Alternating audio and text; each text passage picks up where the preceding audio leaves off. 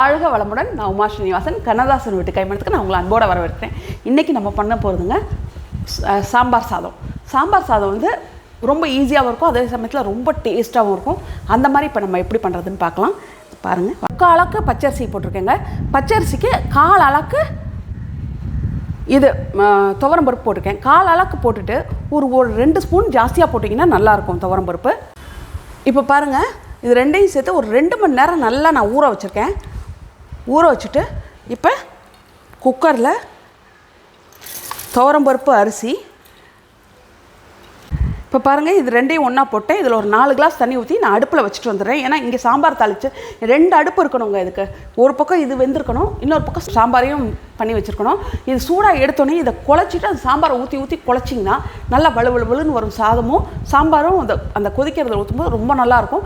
இது ரெண்டையும் ஊற்றிட்டு ஒரு கொதி மறுபடியும் விட்டிங்கன்னா ரொம்ப நல்லாயிருக்கும். இப்போ வந்து இங்கே 2 அடுப்பு இல்லைன்றதால நான் சாதத்தை வந்து அங்கே போட்டுற போகிறேன், அடுப்பில் போட்டுற போகிறேன்.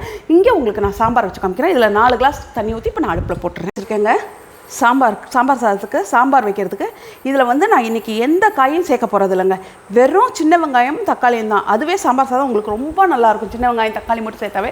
அப்படி காய் வேணும்னு நினச்சிங்கன்னா முருங்கைக்காய், கேரட்டு, முருங்கைக்காய், கேரட்டு, உருளைக்கிழங்கும் சேர்த்துக்கலாம். நீங்கள் அதே மாதிரி வைக்கிறது கத்திரிக்காய் சேர்த்துக்கலாம்.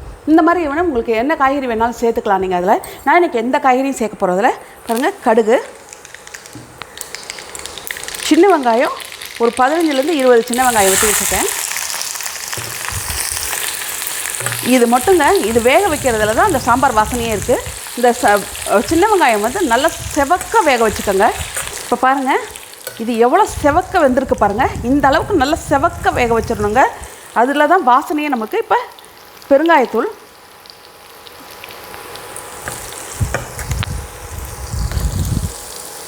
இப்போ தக்காளி 5 தக்காளி வெட்டி வச்சுருக்கேன் நான், நாட்டு தக்காளி. ரொம்ப சிம்பிள் நான் சொல்லிக் கொடுக்குற சாம்பார் சாதம். டேஸ்ட்டும் உங்களுக்கு ரொம்ப அதிகமாக இருக்கும், நல்லா இருக்கும். இது ஒரு 5 தக்காளி, நீங்கள் 6 தக்காளி கூட போட்டுக்கலாங்க. புளியை கம்மி பண்ணிட்டு தக்காளியை ஜாஸ்தி போட்டிங்கனாவே உங்களுக்கு ருசி தனியாக இருக்கும் அது. இப்போ இதில் இது பாருங்கள், மிளகாத்தூள், காஷ்மீர் மிளகாத்தூள், மஞ்சத்தூள் கொஞ்சம் போடுறேன். இதுக்கு தேவையான அளவு உப்பு சேர்த்துட்றேன் இப்போ, ஏன்னா டக்குன்னு குழையும் உங்களுக்கு தக்காளி. இது இப்போ நல்லா குழைய வதக்கணும்.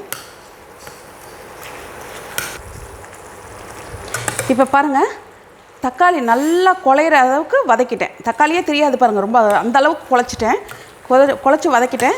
இப்போ இதில் தேவையான அளவு புளி. ரொம்ப புளி ஊற்றாதீங்க, ஏன்னா தக்காளி நம்ம ஜாஸ்தி போடுறோம், அதனால் புளி கம்மியாக ஊற்றிக்கங்க. இதில் கொஞ்சம் தண்ணி ஊற்றிக்கலாங்க. இப்போ இதில் சாம்பார் தூள், நான் இது ஏற்கனவே உங்களுக்கு சொல்லியிருக்கேன், இட்லி சாம்பார் பொடி, அதே பொடி தாங்க இதுக்கும், குறைன்னு அரைச்ச பொடி.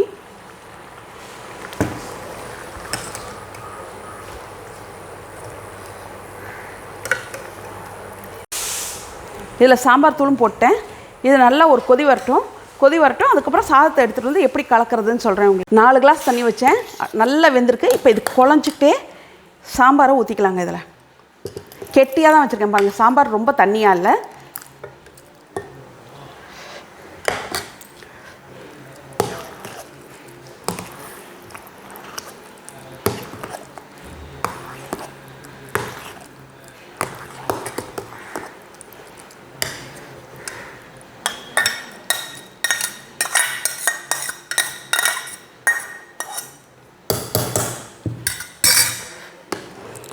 இது நான் வந்து கம்மியாக புளி ஊற்றிருக்கேன், தக்காளி ஜாஸ்தியாக இருக்கிறதால.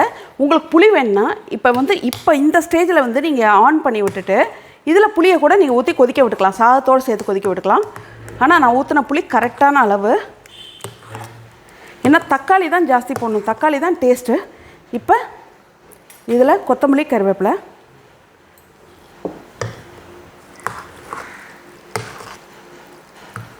கொத்தமல்லி கொஞ்சம் ஜாஸ்தி இருந்தால் போட்டுக்கோங்க, நல்லாயிருக்கும் கொத்தமல்லி ஜாஸ்தியாக போட்டிங்கன்னா. இப்போ நெய்ங்க ஒரு 2 டேபிள் ஸ்பூன்,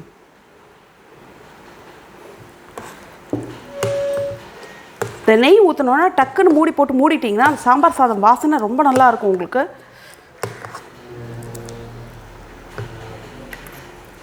மீதி நெய் இருக்கிறதுக்கு சூடாக சாதத்தை போட்டால் வந்துடும். அவ்வளோதாங்க சாம்பார் சாதம். உங்களுக்கு பார்த்திங்கனாவே அந்த நெய் வந்து மேலே மினுமினுன்னு தெரியும். அந்தளவுக்கு ஊற்றுனீங்கன்னா நல்லாயிருக்கும் சாம்பார் சாதம்.